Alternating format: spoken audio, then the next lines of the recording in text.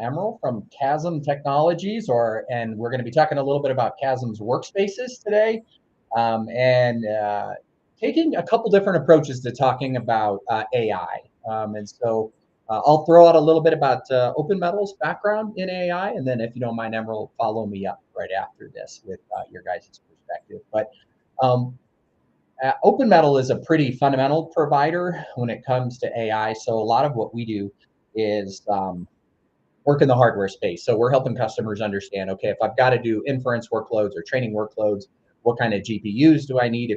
Mostly if we're talking about training workloads. But if we're talking about inference workloads, which is a lot more common when it really goes into production, we also provide advice and hardware specific to if you are going to be doing small tokens per second type jobs, that you can do it on CPUs, certain types of CPUs that we run, and then you step into A100s, H100s, H200s, and things like that. And so on our side, from the OpenMetal side, yeah, we're pretty fundamental. So we're excited to have Kasm here today because I think they've got a different perspective. And so I get a chance to learn a few things that I'm always interested in the AI world. And I won't get too sidetracked, but I always say to myself, like, the AI space changes so much. So some days I'll be like, oh, I'm a 5 out of 10. Like, I know what I'm doing. And then something new comes out, expert, some various new ways to do this. And I realize, oh, actually I'm a 3 out of 10. And then maybe I build myself back up to a 7. So for me, I'm just, excited to have Kasm here today to kind of talk through a part that I'm less familiar with. And hopefully it'll be some education for the crew out there watching. So again, Emerald, welcome. And if you don't mind, give us some background on Kasm. Yeah, sure. Thank you, Todd. So Kasm started off as a US DARPA project for the US military. And essentially, its goal is to facilitate secure collaboration. That's what the objective was, right? So how do you do that? And what it is today, what came of all of that, is a VDI replacement. That's how people see it. But under the hood, what we do is we, instead of with a VDI technology, like Citrix or whatever, you have like a virtual machine that you're basically remoting into. With Kasm, when you request a session, we spin up a Docker container for that session, and we stream that container to the end user, right? So there's a number of advantages to this approach of doing things. For a start, it's much lighter weight, where you have a virtual machine just to run an operating system might need 4 gigs of RAM. A Docker container really needs nothing except whatever applications are running in it. And then the speed that you can boot up a Docker container is much faster versus starting up a virtual machine. And they're much lighter weight, so you can tear them up, turn them down. And then we should also mention that the way that you manage these containers is much easier. So a lot of us have had pain of having to build golden images for VDI or even sort of AMIs on Amazon. Keeping them up to date is quite difficult and it's time consuming. With our approach, it's all very modern. It's all Dockerfile based. We support all sorts of modern integration tools like Terraform and Ansible. So we've basically made the VDI lighter, easier, not as cumbersome, and just a bit more enjoyable to work with. Yeah, very cool. That's what I said. I was excited to talk to you guys because it is such a different take on it, and it makes sense, of course, based upon where the business came from. Yeah, so I'm excited. I guess where do you want to jump to in this? Because I think that you've got a set of things to teach us. So if you don't mind, maybe give us the reason, like maybe some of the concerns that you guys have when you're trying to support customers using this. And then I suspect you'll teach us a lot about how it actually is happening with your product and the way that you guys are approaching this.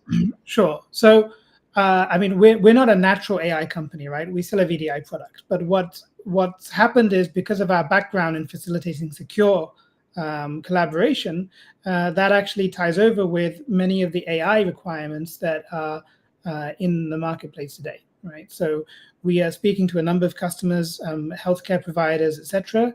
They want to do AI training. They want to support researchers having access to potentially sensitive information. And then there's all sorts of issues around how do you get the data to the researcher, or how does the researcher operate on the data?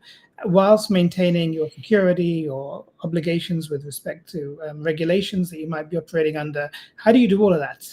And especially, how do you do it at scale, right? Because if you've just got, a team of 1 or 2 researchers, that's not a problem. But if you've got 20, 30 researchers and they all need different libraries, they all need different data sets, how, as a security person, do you even make sure that you're adhering to everything that you need to adhere to? And that's where we can help. And we help just because that's where we've always been able to help with our product, because of the isolation that it offers, the fact that all that runs on the end user machine is a standard web browser, so they don't need to download, install, or run anything, and they don't need to download any data that might be sensitive.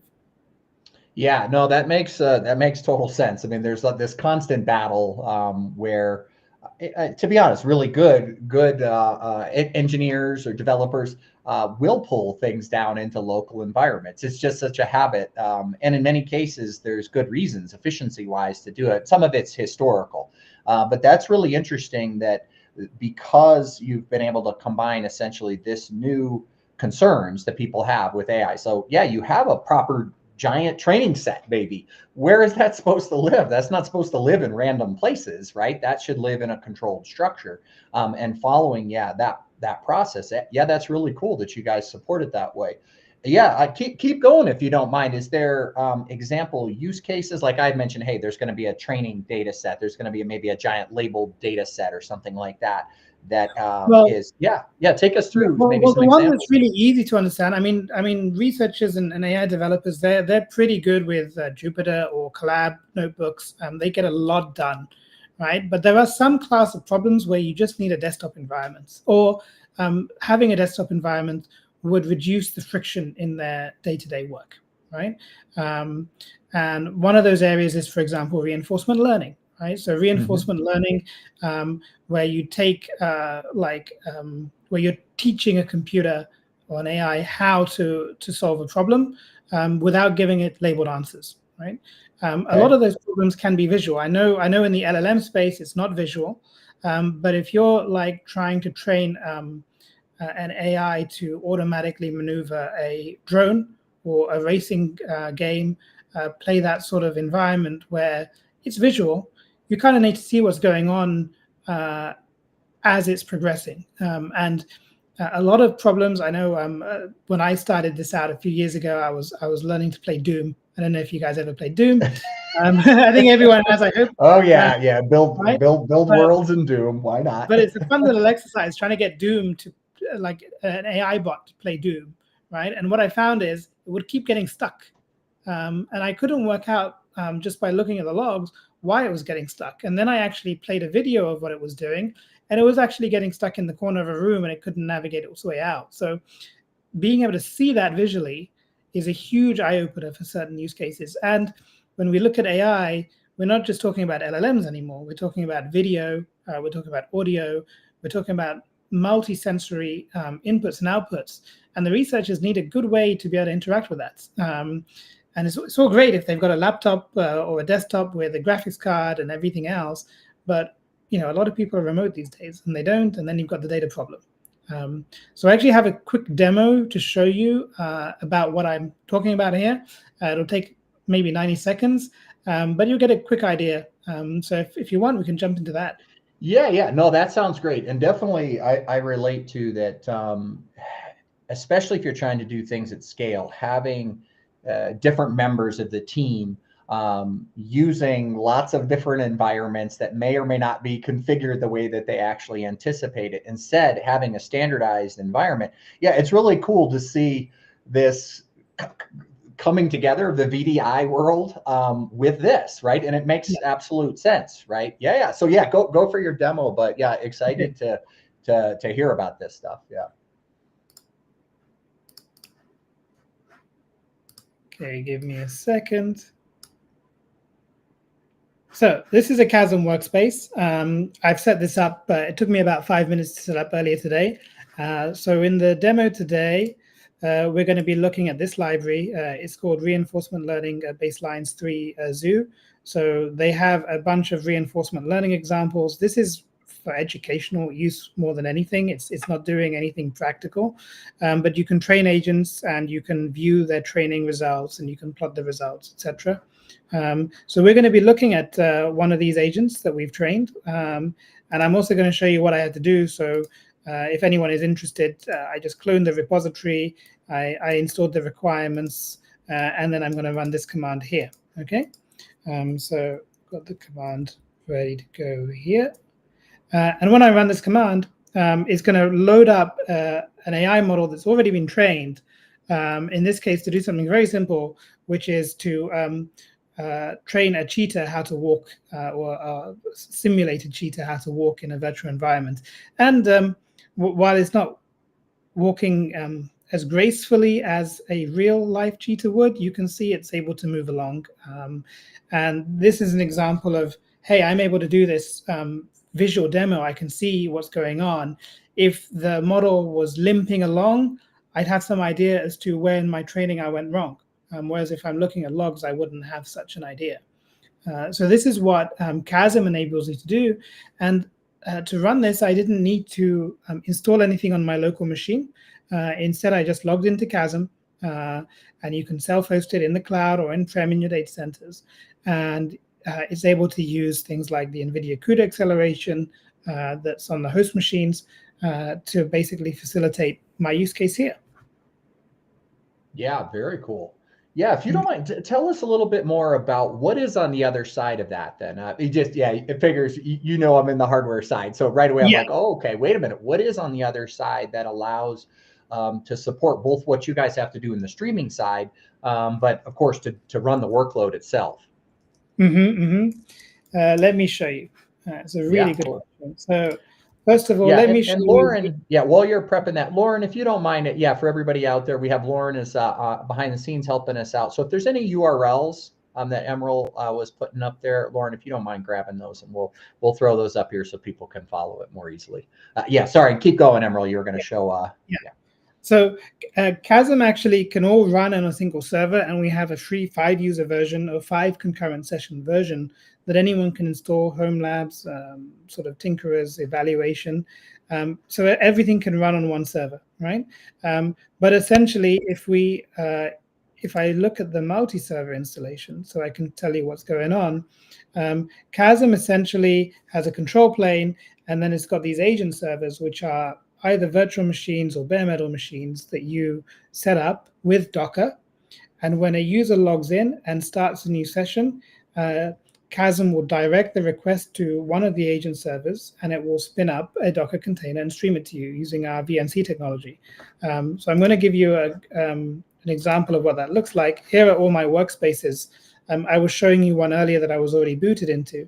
So let me go into a CUDA-enabled image. I can choose some options. All of this is customizable. So I can say that I want Python 3 in here, and that I want PyTorch, and let's say I want a bunch of pip packages. And then I just run this. And this is when the API is connecting to that agent server. It's spinning up that Docker container and it's streaming it. And you can see that that happens within a second or two. Are you, Emerald, are you looking to share right now? Just to double check, because you're not sharing in case you're trying. Oh, goodness me. I thought I was still sharing. Yeah. While you sort that out, of course, up in the upper right hand, I don't know how I point to that. You can see the QR code. So for anybody watching this, if you want to take a look there, that's your QR code to get you to the right spot. There we go. Emerald. Okay, sorry about that. Let me do that again. It was an accident.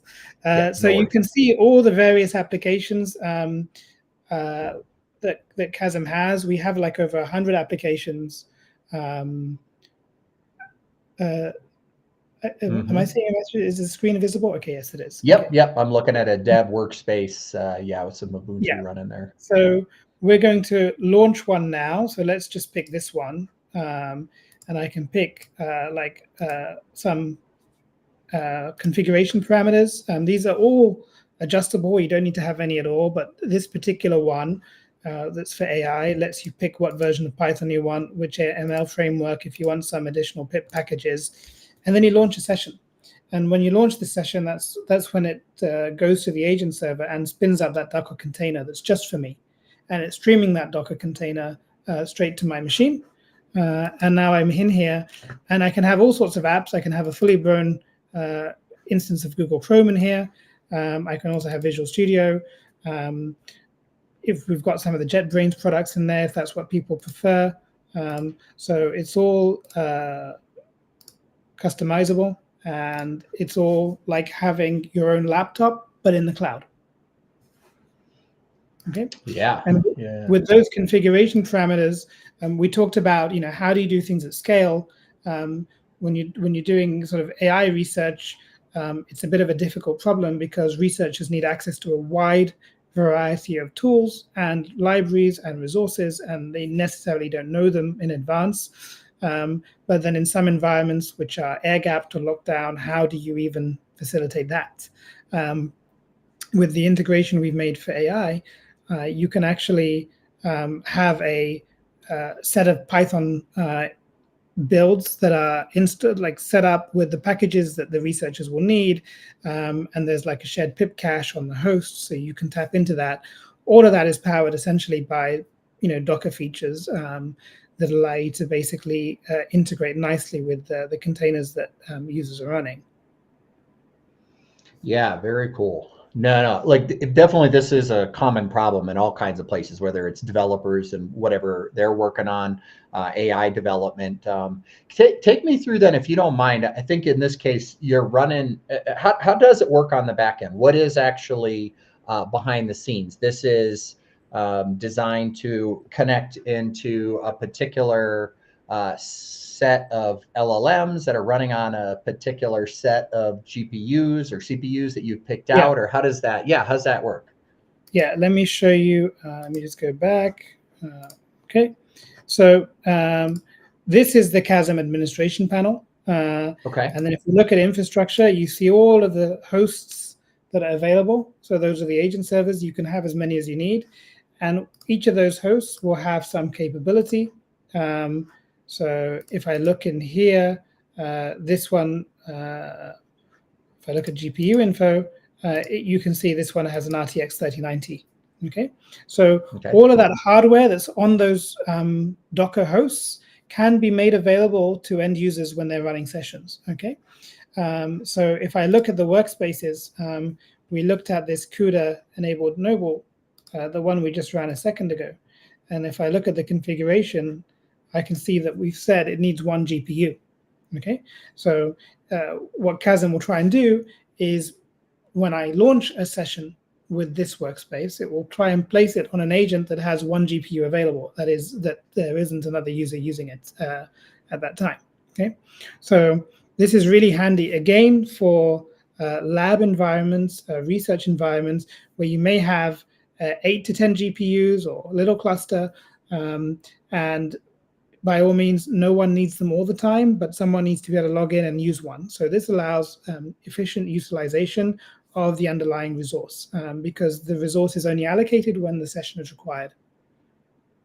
Yeah, got it. Nice. If you don't mind, keep into the demo here, but if you don't mind, describe a little bit more about the customer types, the businesses or researchers or maybe schools, things like that, that really are using the systems or that you're targeting to use the system. I think that'll also help me and probably the rest of us watching.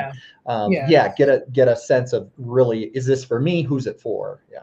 Got it. Okay. Well, I mean, let me just show you very quickly. We have so many different applications. A lot of these are going to be familiar to a lot of people. We have video editing, we have image editing, etc. It gives, and these are all applications that our users are using, which is why they're here, right? So in terms of who uses this, obviously we have a large number of customers in the defense sector, and we're looking at customers in the health industry as well. There's also people that just want, they run this in their home labs. It's very popular because it's free for 5 concurrent users. You can get like a sort of desktop at home just by running this in your home lab and be able to access your resources from anywhere in the world, essentially. So the use case is pretty broad. It ranges from people that just want a VDI replacement to people that want to do specific types of desktop streaming. There are some people that use this just for browser isolation, because you can run a native version of Chrome straight in this with any Chrome policies that you have. So it's a good way of doing that. And lastly, we have a number of customers in the OSINT space. So they like Kasm because they can originate the traffic from for their session from anywhere in the world. So that basically means that they can leave footprints in a way that's suitable for what they're trying to do. Yeah, very interesting. Do you have in the for the AI kind of discussion or the ML discussion, what are you seeing now? Yeah, as users, and then what would be a thing that I would buy if I was that user from you all? Yeah. Well, let me show you something. There's a couple of things here, so let me just get rid of that session. So I'm not sure whether you would buy this, but I use this. So if I launch this one, oops, what happened to? Okay, not that one then. Let's launch this one. So sometimes you want to forget actually just AI researchers and developers. Sometimes you just want to use AI, so you want to use an LLM, right? And that has its own sets of challenges, because where does the data go? Even if you trust OpenAI commercially, how do you make sure your users are securely handling the data that they're sending it? So within a Kasm workspace, you can actually set up, in this case, anything LLM, so that all of the interactions with an AI can stay within the workspace. It's like a little sandbox. So you can see here, we've got this. Let me just grab my Gemini credentials. 1 second.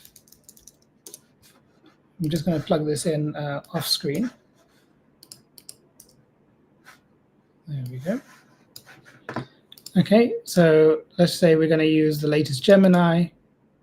All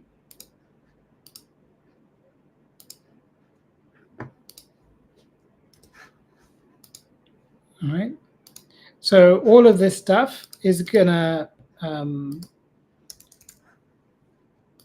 setting it up within a couple of minutes. Here we go. So now I can connect to any LLM provider with this tool. It's fantastic. But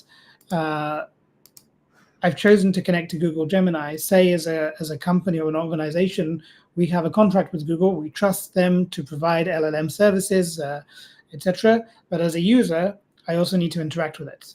And there's a lot of tools available to do that. Let's ask a quick question. What is Kasm? Maybe it will do a better job than I do. Oops. Got to switch to a different model. Okay, I didn't know why that happened. Bear with me. Yeah, you're in an unscheduled demo, so but it does seem like you probably are using this quite a bit yourself. So yeah, I think when you use these things, you appreciate what the pain points are. Okay, so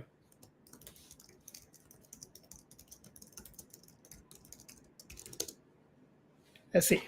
All right, so again, this is all running in its native application. It's talking to an LLM that's in the cloud, but the application itself is running in somewhere secure.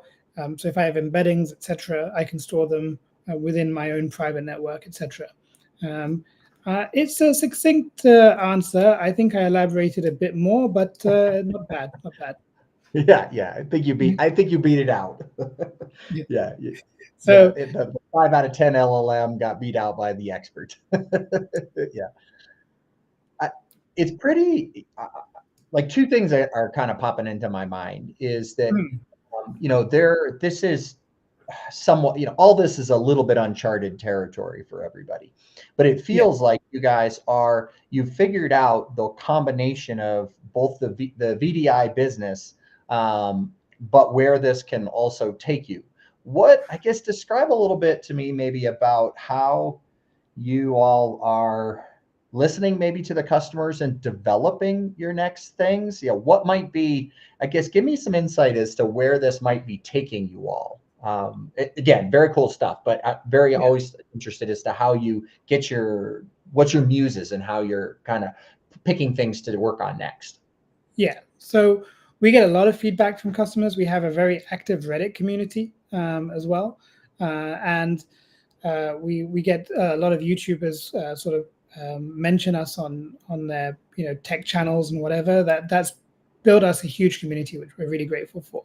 And they're always feeding back sort of requirements, asks, etc.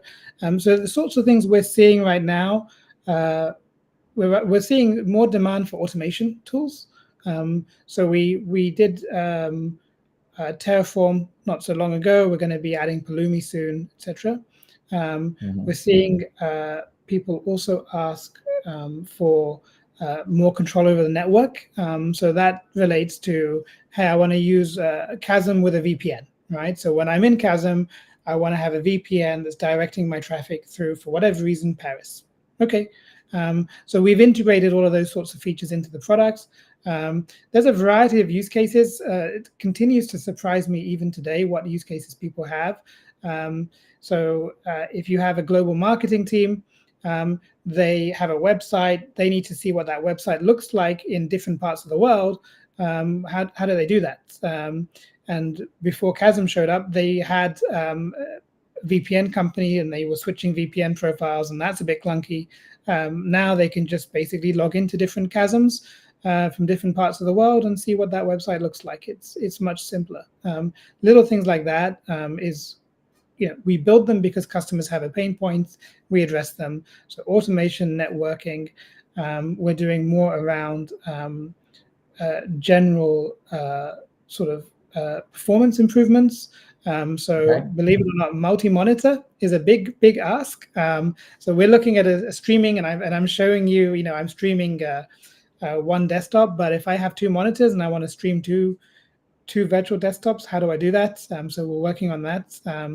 And that's, again, something that's quite, for most of us, we don't do it. But if you're a power user, you definitely we're going to need things like that. So that's the sort of thing we work on. We're adding new images all the time, new applications to our repository. And lastly, we're just making it easier for people to install Kasm itself. So we're going to have launches in the AWS marketplace, for example, so you can just click a button, install it, and get it going very quickly. All right, yeah. So you had several things inside of there. So interesting, the multi stream, I guess, that you called the dual monitors, or sorry, I forget exactly what you said, but yeah, that is an interesting challenge. Just, this is a slight segue, and then I see we have a question. We'll come to the question, but what are the different skill sets of your team then? Because you've got, that sounds like quite a few different expertises engineering wise. Give me an idea of what the team looks like. And I know it's a little bit different probably than where you thought I might ask a question, but just because you guys are covering so many different things, it sounds pretty exciting. Yeah. I mean, I've been at Kasm now just about 3 months, and the team is phenomenal. It's just very broad range of expertise is all I can say, and very open people as well. I think a lot of them are connected in some way to sort of US government military work, and that probably is why they understand the problem we're solving very well, because they've got the experience of, hey, we've got to do things in a way that protects data from being exfiltrated, or we have to do things in a way that basically means people can secure certain assets in a very structured way, right? So that discipline and also that knowledge that they bring to the product, it definitely shines through. And that's kind of a bit about the makeup of the team. And then, Kasm as a company, very much curious. I would say curious is the word.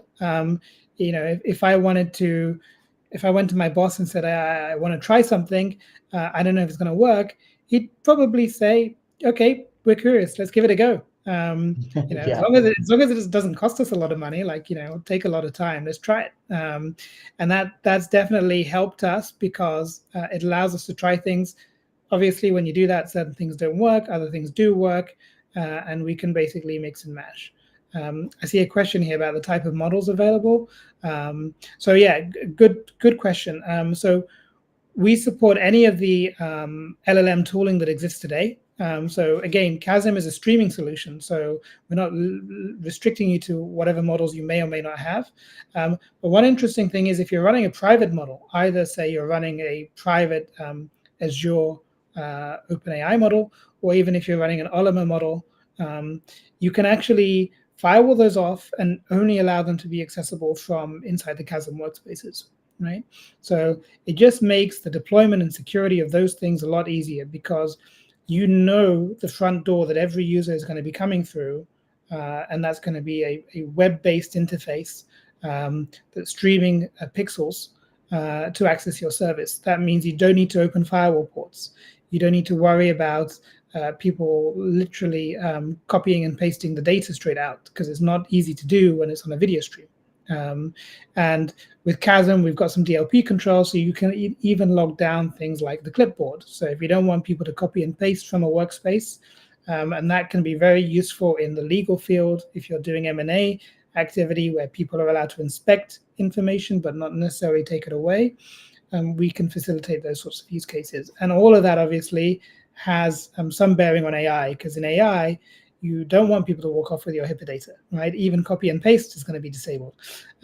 So we brought all of that to our tooling, and that's why it's available here. Yeah, very, very interesting. And I wonder, part of that question might be is to like if I was just getting started with you all, just to get a feel for what might be there. From that side, is there certain models that are already, we know how to run them. Here's either the cloud provider or the bare metal that we would recommend, and here's how you can just get going with that? So we don't get into the specific models that a customer is going to be running themselves. I think that's more of a technical aspect. I think that's more OpenMetal territory. But what we will do is basically tell you that we've got a huge catalog of software, that everything that I've showed you today is available out of the box with Kasm, right? So if you need PyTorch, if you need TensorFlow, if you need any of the PyCharm tooling from JetBrains, all of that's available. Anything LLM, Easy Diffusion, all of those models, tools are available to use. And further, we publish all of our Docker images. So if an administrator wants to customize it, adapt it for their own requirements, have their custom image, that's totally possible as well. Got it. All right. Yeah. No, so understood. I think on our side, so we've a lot of the kits that are out there now, in a good way, we're able to just utilize the kits. And so it's relatively straightforward now to test which models work well on different hardware. And so, I think at this stage, it is any of the modern ones have now caught up. And whether NVIDIA is putting out a NIM for it, or you can find it on Hugging Face and you can trivially bring it in on top of CPUs and GPUs. So the GPUs are obviously a more typical thing that you see. But in our case, we also recommend that if it's relatively light inference tasks, like development stuff, you can absolutely do it on CPU. And so being able to configure that in a way that gives you sufficient kind of tokens per second, especially on the modern, for us, it's the Gen 4. The Gen 4 introduced it for Intel, the Xeon, the Gen 4, and then the Gen 5 improved it. And I know the Gen 6 has also got additional silicon in their power, or the higher end one. They've now separated it into the two different types. The P cores and the E cores, where the P cores, we're still working on that. We actually haven't adopted those yet, but we have published for Gen 4 and Gen 5 compared to like A100s and et cetera, so that you can get a sense of what that will be. So I guess if what you're saying is and that really is the choice of the company that's implementing it, what they have decided to have on the back end, both including the models and then how the models are actually being run, whether they're being adapted. On CPU architecture, we support ARM and x64. So ARM CPUs are sometimes more efficient, most of the time a bit cheaper as well in the cloud. And on the GPU side, getting NVIDIA CUDA accelerated applications to work inside a container, it has a few steps involved, and we've pretty much automated all of it with our images. So as long as you have on your host machine the CUDA drivers installed, the NVIDIA drivers installed on the Docker host, then they should just work inside the container. Yeah, very cool. We won't ask you how you did that, but yes, it can be a challenge. We do have familiarity with this as well, right? We have been through that process to get those things working. But especially, it's nice to be able to build off of someone else's versus going like, why is that not working? Our world in OpenStack, there wasn't as much of that out there, public available information. And actually, yeah, a couple of our team members have spent a good amount of time making sure that those do work correctly. And even knowing that this is all happening right now. So a model may be released and it doesn't run properly on top of the Intels, but does run on the NVIDIA. And somebody's got to figure out how to move that over so that they can actually run on the CPU. So yeah, very cool stuff. Let me think here. Maybe you might have some questions for me as well, but I'm thinking through, just because the way that you guys have approached this, I think is great. Like, it makes total sense that, driven by the security needs that you all have, that you've had to take this approach. I'm trying to think of other things that it crosses over into. This is maybe it's a left field question, but do you run into things that require confidential computing, and that you have had to start down that path to know that, hey, when these sessions are spun up, where are they? I'm kind of curious, just because you guys are so much in the security world as well. Like I said, some of the environments that customers use Kasm in are the air-gapped environments. So they are very confidential to the extent that there's no outside connectivity at all. Like, our software works in those environments. I would say they're pretty extreme. Not everyone has requirements like that. But the fact that we can operate, like our software can operate in that, and the fact that our company knows how to deal with customers with such requirements, means that we can help them along. And that's a lot of the reason why I think some of the AI companies are talking to us, because the requirements they have are sort of bordering on that kind of specialist requirement around sensitivity. The other thing I should mention is, the data now lives in many places. We talked about at the beginning of the call, we don't want it on the end user's laptop. That's all clear and good. But if you're a multinational company and you're dealing with health data from different geographies, each of that will have different requirements. You cannot take health data from the European Union and try and process it like it was American healthcare data. The regimes are similar, but not the same. Right, and you've got to have a parallel structure that follows the regulation of each of those. Well, again, not every solution can be solved with technology, but we definitely provide the tools to meet those requirements. So with Kasm, you can mount cloud storage or private storage into the workspace. So it doesn't need to be stored on the agent server. You can have like a private channel from the agent server into your cloud or your data center, where you allow certain bits of data to be accessed. That sort of bespoke ability to manage data storage is a big part of at least the data security aspect of it. When you're dealing with potentially unsanitized data or unredacted data, you've got to make sure that you've got a very narrow path that it travels through, and you know who is accessing it, what they're doing with it, and that they can't do anything else. And then Kasm really just makes it easy to do that sort of requirement. Yeah, that's pretty interesting. And so, you don't have to do any more live demos, but you could maybe speak to it. But what are some of the overseeing tooling or screens, dashboards that you all would have that help understand, I guess, what is the utilization of the platform by the different team members when what's all going on. Like you had showed off a little bit about like, hey, here's how you know what you're connecting to and you're using this GPU, et cetera. But I would imagine there must be also some tooling to help the kind of the administrator understand the utilization of the system, what's going on. Is that data inadvertently doing things it shouldn't be? Yeah. So we provide a lot of metrics and logging, and we have like a little, at the moment, is a bit of a dashboard that's just showing usage. But going back to your question of how do we know what to work on, well, one of the things we're working on is a sort of more in detailed view of what's going on inside these sessions, right? So we already have things like screen recording, so you can record user sessions if you want. Cool. Yeah. But a lot of people don't want that. They just want to know what's going on without actually having to watch a video of it. So yes. So that's a lot of oversight. People don't. Yeah, that's nobody likes that. Exactly. But we have because it's Docker. Remember, at the end of the day, Docker is not virtual machine technology. It's not a hypervisor. It's an isolation technology, and because it's running on the same kernel as the host, you can run a lot of standard Linux security tools on these agents, and they will just work. For example, CrowdStrike, SentinelOne, those agents, you run them on the host, and they'll protect all of the containers. And you'll get visibility into what's happening in all the containers. So there's a big part of the Kasm story, which is it just works because it's Linux. We don't need to do anything special. Any of the existing tooling, maybe with some config changes, will happily play along. Yeah, very cool. So now I can imagine that it must be pretty fun, I guess, to be the creators. And give me, so each one of those, when you had that dashboard up there, and I'm picking it, there was a bunch of Ubuntu on there.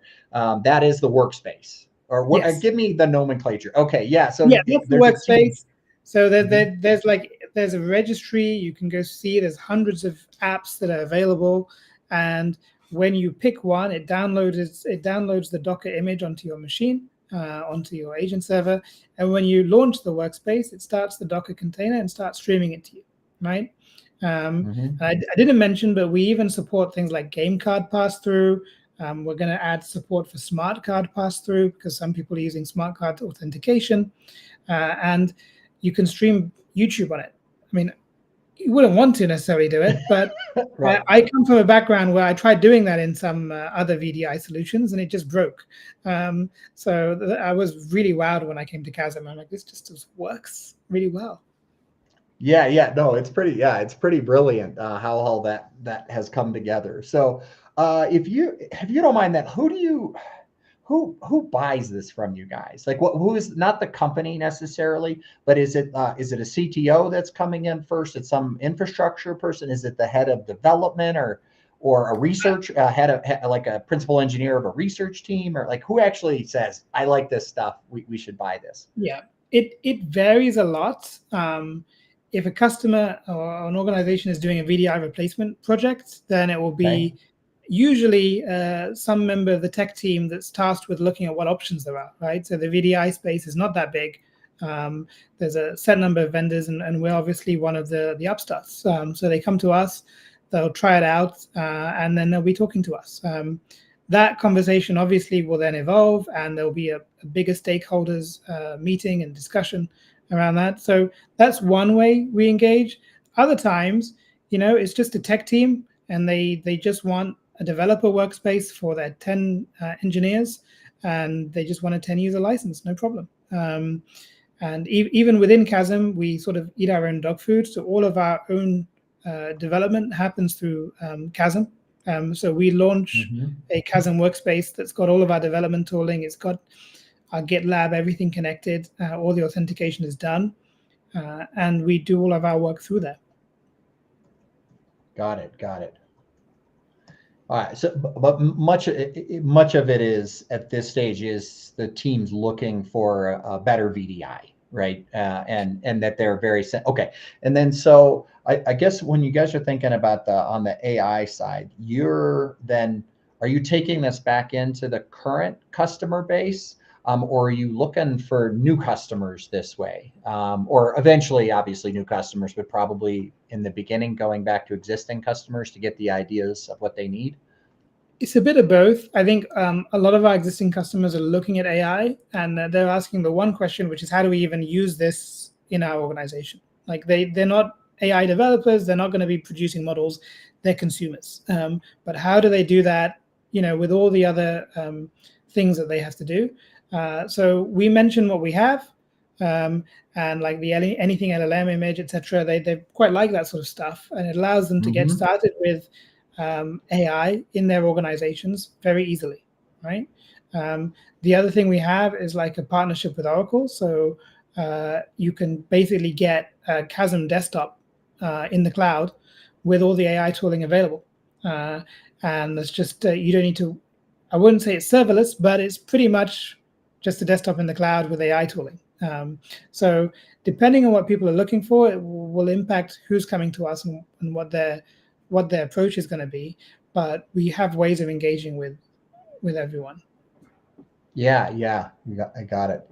Yeah, no, I think that again, this for me was I knew it was gonna be very interesting because it was such a different space from where we exist. And I think in our world, obviously enabling a system like this can be run on OpenMetal. And for us, I think we're finding it is people are working it out. So much of it right now is that people are working it out as to how they're going to implement this. And for us, I think we're just excited to be able to start offering things where it's, again, you can do your and it's mostly inference workloads. Whenever we, I think, start to cross over into thinking in the training world, these tend to be very specific purpose use cases and not for long periods of time. I think in our case, and probably in your case, is that these are going to be in utilization, not in training. And I think that's what you guys were just saying. What would be, do you guys know, like what are the most popular workspaces?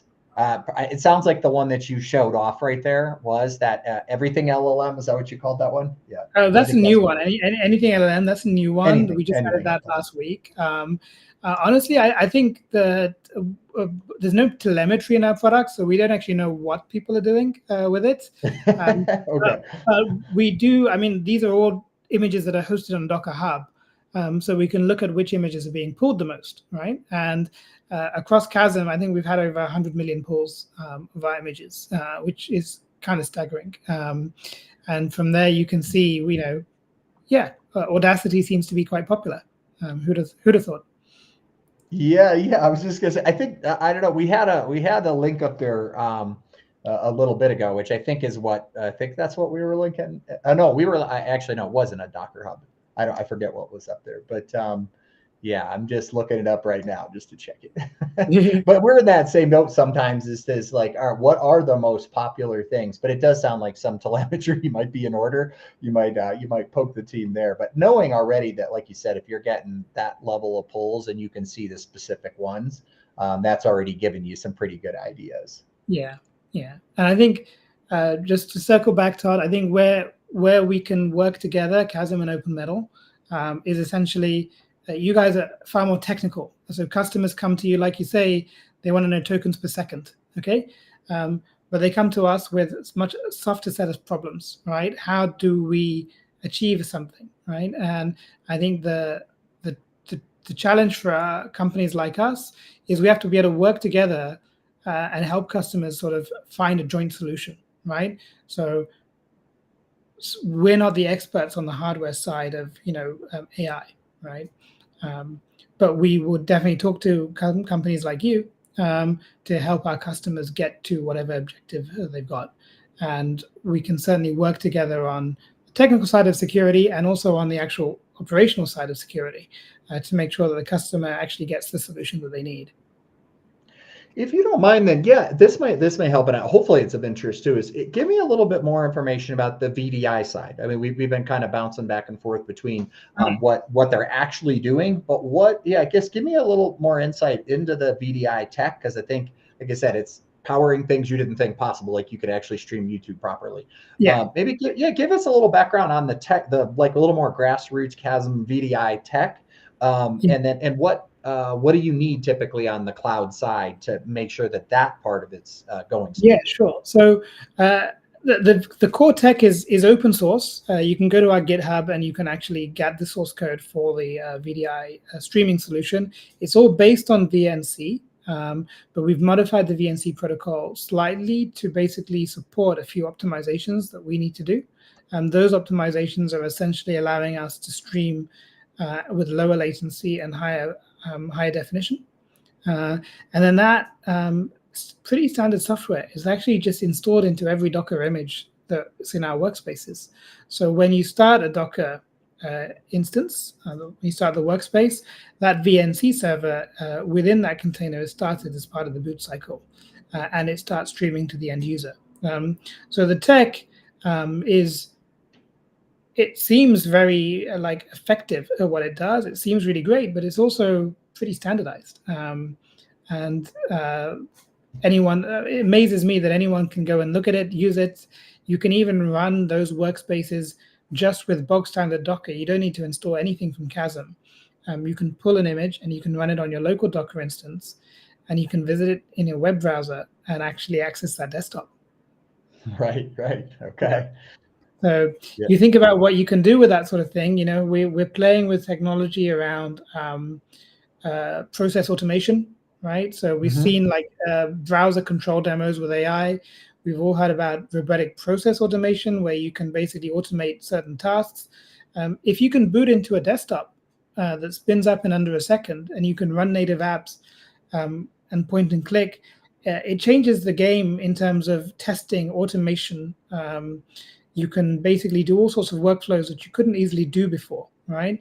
And then we haven't even spoken that much, but we also support Windows, right? Because Windows in the VDI space is huge. And unfortunately, Windows containers do not have any desktop components. So you can't do that. So for Windows, we do something a bit different. We use the RDP protocol, and we have an agent that runs on the Windows server that will basically simulate a session.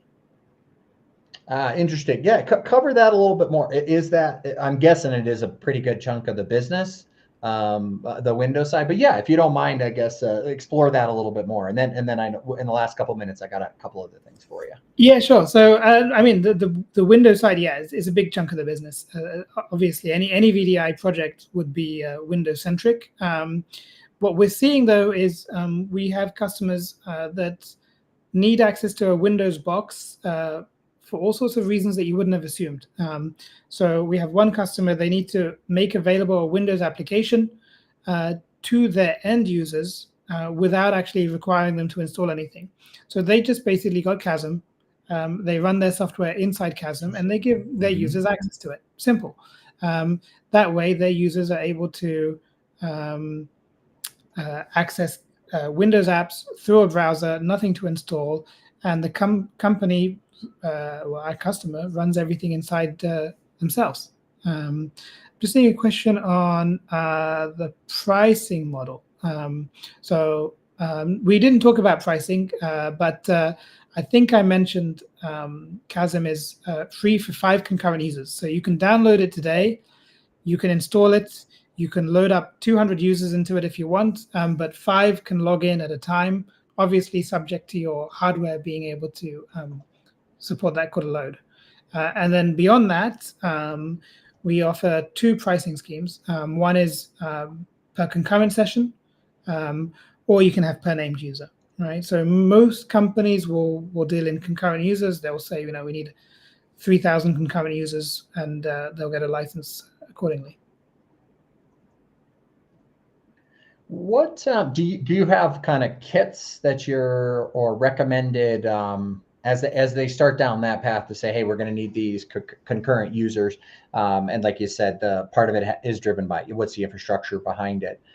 Maybe explore that, because it ends up like you've kind of got 2 things you've got to do. You got to get them understanding their software, but they also have to have the infrastructure and set up configured correctly to support a volume like that. But yeah, is there some kits or some ideas that the viewers can take? We do everything with partners. So we have like a number of hardware partners that we work with, and they will advise the customer on what actual hardware they need, and they'll be responsible for making sure the hardware is compatible. And at the same time, when it comes to cloud environments like Oracle Cloud or AWS, GCP, we can advise customers on which mix of hardware that they need based on whatever sizing they give us. So we can assist with that. And we also have auto-scaling agents.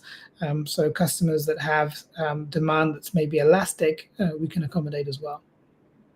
Got it. Okay. Yeah. Very cool. Sometimes, and we don't mind mentioning the various different clouds you might be on here with OpenMetal, but in our world, we love seeing workloads go into the cloud, and this is clearly some cloud native things, because what ends up happening for us is it's a little bit more about OpenMetal is after a company has really stabilized infrastructure-wise to say they're a cloud-native company and they have built up and are using this large system, what they typically find is they hit a tipping point where you're like, oh, that, it's great in the cloud that gives you this instant ramp. But the fact is once you're spending, I don't know, you pick your number, $100,000 a month, you don't go from 0 to 100,000. You go from like 95 to 110 to maybe 120 or back down and somewhere inside of there. And in our space, we facilitate people, companies that have hit a tipping point when they say, oh, wow, look, I'm always at 100. Boy, I didn't realize it was going to be so expensive, but I am cloud native. And I love that I can basically hook these different things together, have my giant object storage, right? And then I have my compute running, and these are all hooked together nicely, kind of like an API first mentality. And so for us, public cloud is great. And in fact, we sell to public companies that turn around and sell the OpenMetal platform out as a public cloud. And of course, so we love that. But there's definitely a time and place between this tipping point that occurs. Yeah, and so I think we're excited to, again, for me, it was great to learn additionally how you guys work and again, the place that you have inside of the industry. And again, just that mentality of like, look, we can provide this secure AI approach because that's our mentality. Kasm was born that way. And so you're carrying that in. So yeah, I think for me, I'm excited. I was trying to think if there was any other things in our last couple minutes here that we wanted to get out there. You got the pricing out. I don't know if I think you talked about how it works. Yeah. Anything else that you think we didn't cover? I can pick up on the whole OpenMetal and public cloud. Yeah, we definitely, I personally have seen that with a number of customers that I've worked with in various roles. They went a bit sort of, they dived in too much into the public cloud. And they thought when you go into, I don't know, like a snack shop and like a fast food shop, you don't look at what you're buying, right? You just buy because it's cheap. It's relatively cheap, right? And then you realize it's not that cheap because you bought a lot of stuff and you don't need all of that stuff. And now the biggest problem you face is you don't know how to unpick the stuff that you bought with what you actually need, right? Because it's so intertwined. Like, okay, I don't know how to unpick this. And I think, yeah, there is definitely a big push to multi-cloud, a big push to companies bring some stuff back into on-prem. The AI just exacerbates it, right? Because some data really they don't want in cloud anymore. And it's too sensitive to go anywhere, right? And so working in that climate means you need software and hardware that can bridge between them. So I think OpenMetal is great. The fact that you can provide cloud-style primitives inside customer's own environment is fantastic. And then from our perspective, we're happy completely self-hosted, completely cloud native. It's one of the selling points of our product that it kind of works anywhere. We didn't architect our software to only work in a public cloud because obviously it wasn't where it was born. And that means that we can now help our customers put things where they make sense for them. Yeah, no, I definitely appreciate that. And I do always tell people is you should stay in the cloud. I guess probably stop buying so much of the fast food stuff. Maybe I haven't heard that analogy before. I like it, but it definitely S3 buckets are so cheap. S3 buckets are so cheap. Yeah, when you bought so much and then you're like, whoa, what do I even do with this? Because I bought it, but I don't want to eat it anymore. Exactly. So, yeah. All right. Well, yeah, I think we're at the end. I don't think there's any outstanding questions that we can get to now. But yeah, for me, I definitely appreciate the time, and it was very educational for me. And I kind of, again, like I was saying at the beginning, I appreciate the different perspectives that are out there. And yeah, I'm just glad you guys could join us today. And I Thank you think so as we much. sign off here, yeah, definitely appreciate it. Again, maybe I don't think we have time to flip the OpenMetal one back to Kasm, but again, let me just make sure I'm giving the right names out here. I'm on the Docker Hub one. So yeah, anyways, guys, check out Kasm Technologies, Kasm Workspaces, and like you said, it's the 5. I think you said. Give it the last thing is how do I get into it really easy? It's 5 up to 5. Concurrent users, 5 concurrent users. Kasmweb.com. You can just go get started and install it on any virtual machine. Perfect. All right. Appreciate it, Emerald. All right. Thank you. Thanks, everybody. Thanks for tuning in. All right. Talk soon.